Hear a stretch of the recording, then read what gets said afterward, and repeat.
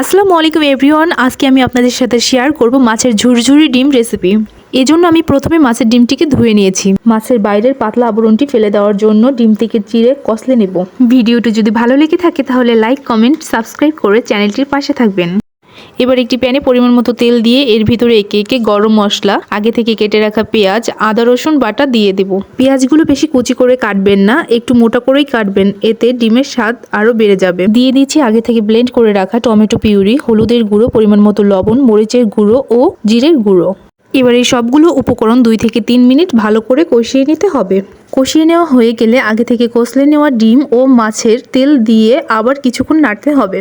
ডিমের ঝুরঝুরিটি আমি সম্পূর্ণভাবে তেলের উপরে করব, তাই আবার কিছু পরিমাণ তেল দিয়ে দিচ্ছি। এরকম আরও মজাদার রেসিপি আপনারা আমার চ্যানেল পেজে পেয়ে যাবেন, চাইলেই দেখে নিতে পারেন।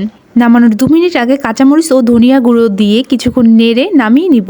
আল্লাহ হাফেজ।